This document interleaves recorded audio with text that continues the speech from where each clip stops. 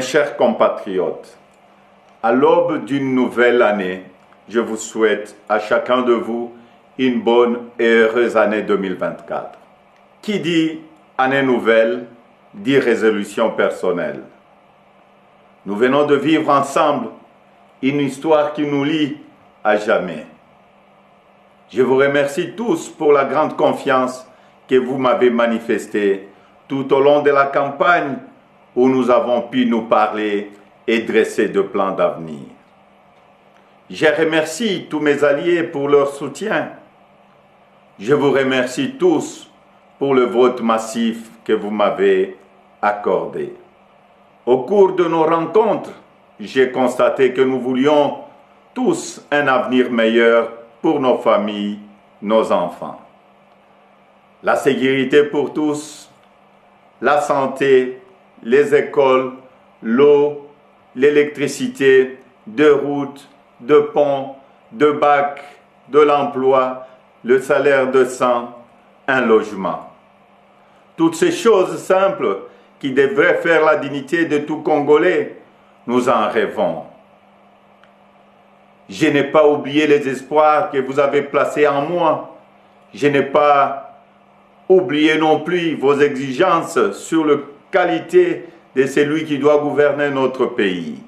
Vous me l'avez clairement exprimé.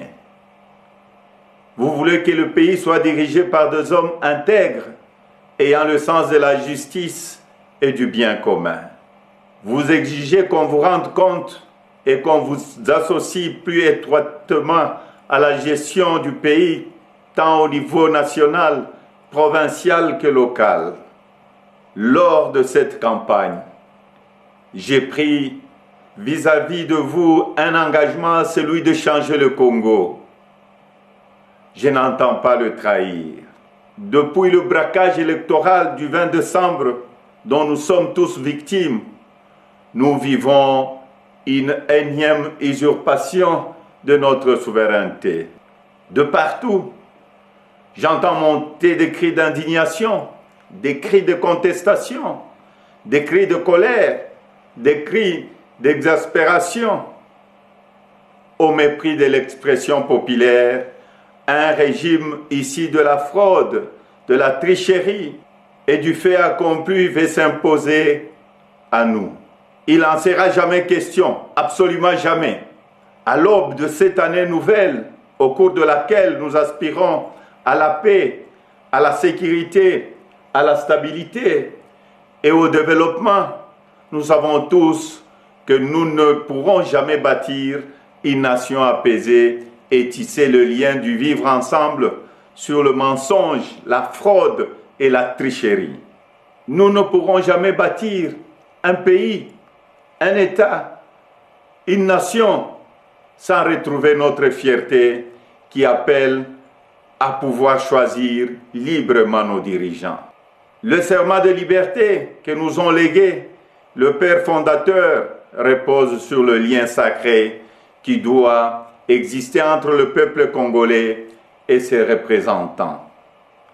Tromper notre peuple ne fait qu'aggraver la lancinante crise de légitimité qui perdure dans notre pays et nous fait passer à côté de grands espoirs. Mes chers compatriotes, à vous tous qui avez porté vos suffrages sur moi, à vous tous qui savez qu'ensemble, un nouveau Congo est possible, je vous fais le serment de ne jamais vous abandonner. Nous entrons aujourd'hui dans une autre phase de notre quête pour la liberté. Nous devons ensemble soustraire notre pays des mains de la prédation, de la corruption, de la gabegie et de toutes les injustices. C'est pourquoi, avec d'autres compatriotes, avec les forces sociales et politiques et prise de liberté, un sursaut citoyen est nécessaire. Sauver notre démocratie est devenu plus qu'une priorité. C'est un devoir et je ne faillirai pas à mon devoir citoyen. Raison pour laquelle je vous demande de ne pas baisser le bras, de ne pas céder au découragement ou au pessimisme, mais bien au contraire, de reprendre la marche que nous avons engagée ensemble. Parce que rien n'est fini, tout est encore possible. Et ce nouveau Congo, nous y avons droit et nous ne laisserons à personne le droit de briser le rêve que nous avons de le bâtir ensemble. Notre Constitution nous invite à nous opposer à tout groupe d'individus qui veut prendre le pouvoir et s'y maintenir en dehors de la volonté du peuple congolais. Pour notre dignité et l'avenir de nos enfants, nous sommes tenus de souscrire à tout le moyen qu'elle met à notre disposition pour refuser la fraude et l'installation de la dictature. Peuple congolais, tenons bon, restons mobilisés. Le temps de l'action est venu. Par des actions pacifiques, démocratiques, nous allons résister et reconquérir notre droit le plus légitime, celui de faire échec à la fraude et de reprendre en main notre destin avec les dirigeants de notre choix.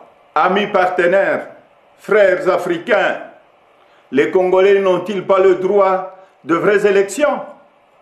Dites-moi, dans quel pays au monde l'on retrouve des machines à voter entre les mains des candidats du pouvoir et on se précipite à proclamer et à féliciter un vainqueur aux élections?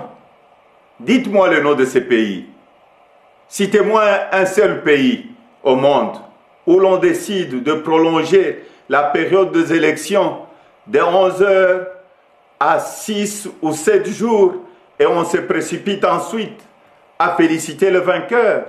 Citez-moi un seul pays dans le monde où on proclame le vainqueur sur la base de bureaux de vote et de machines à voter dont on ne connaît même pas le nombre au jour de l'élection.